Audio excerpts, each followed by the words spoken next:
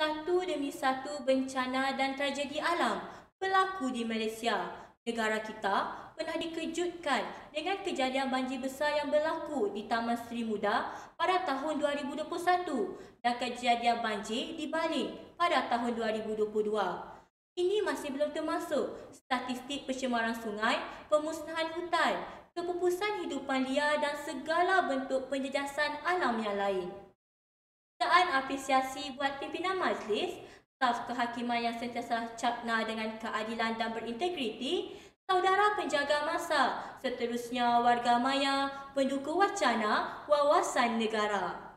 Hadirin sekalian, berdirinya saya di sini dengan penuh iktizam, ini menyebarkan sedikit dogma berpandukan tinta dan wacana para sarjana melalui mauduk pidato saya, komuniti prihatin alam semesta terjamin. Secara literal dan konseptual, saya mentakrifkan mauduk pidato ini sebagai sikap masyarakat yang mengambil berat tentang alam sekitar agar alam semesta terus terjaga. Senario ini mempunyai aspek yang cukup meluas, tetapi jika kita hayati dengan penuh mendalamnya, terdapat satu aspek yang perlu dipertekankan di bawah kata kunci komuniti prihatin. Persoalannya, apakah tugas komuniti yang prihatin untuk menjaga alam sekitar seperti yang dimaksudkan? Bagi mengupas segala persoalan, 3 indikator perdana akan saya utarakan. Hadirin bervisi, indikator pertama saya, amalan 3R dipraktik, alam semesta selamat. Setiap tindakan perlulah dimulakan dengan diri kita sendiri terlebih dahulu. Samalah juga kisahnya dalam menjaga alam sekitar. Bagi menjamin kesejahteraan alam, kita perlu mengamalkan amalan kita semula ataupun amalan 3R dalam kehidupan seharian. Amalan 3R ini terdiri daripada 3 frasa bahasa Inggeris, iaitu reduce, reuse dan recycle yang mengajak kita semua untuk mengurangkan penggunaan beg plastik semasa membeli di pasaraya, mengguna semula bahan-bahan terbuang dan mengita semula botol plastik menjadi sesuatu yang baharu. Presiden Bahagian Bintulu Muhammad Yaakob Karim mengatakan dalam perasmian kempen kesedaran 3R di Park City Mall, mengatakan bahawa amalan 3R bukan sahaja membantu mengurangkan pencemaran, bahkan mengurangkan kos pelupusan sisa buangan serta mampu menyelamatkan spesies baharu sumber yang ada.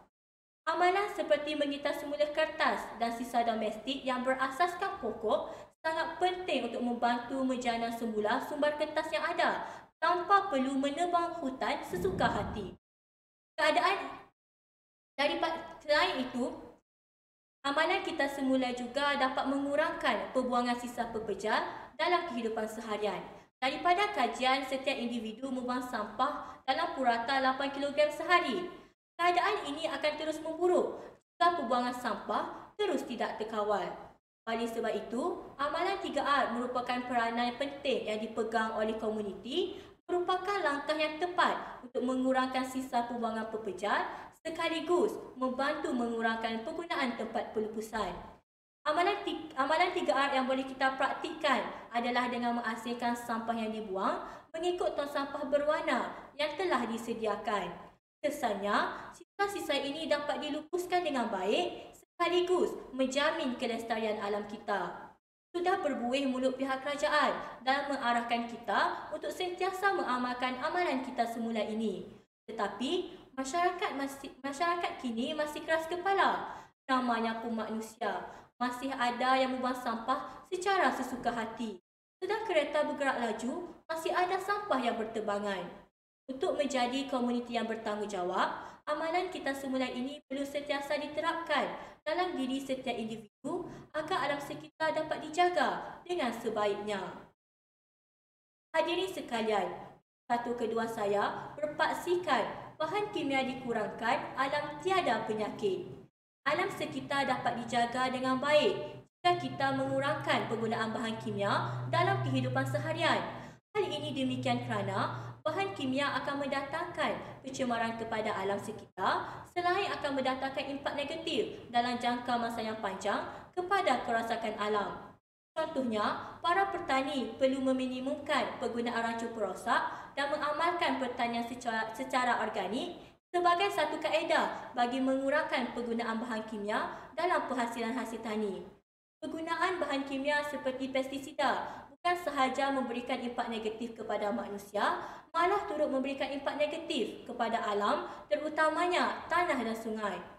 Tanah akan menjadi sihat kerana bebas dari sebarang bahan kimia. Kurangan penggunaan bahan kimia ini juga dapat mengelakkan racun perosak yang digunakan daripada masuk ke sungai-sungai, lalu menyebabkan sungai itu tercemar dan menjejaskan kehidupan akuatik.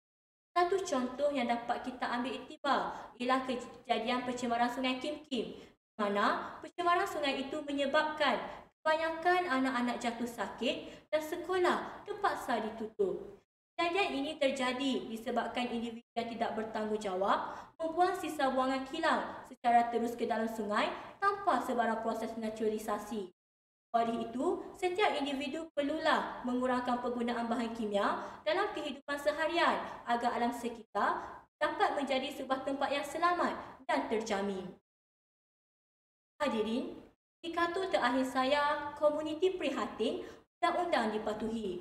Sebagai hujan jatuh ke pasir, jika ada komuniti yang prihatin tetapi masih ada komuniti yang degil, tidak mahu mematuhi undang-undang yang telah ditetapkan oleh pihak kerajaan.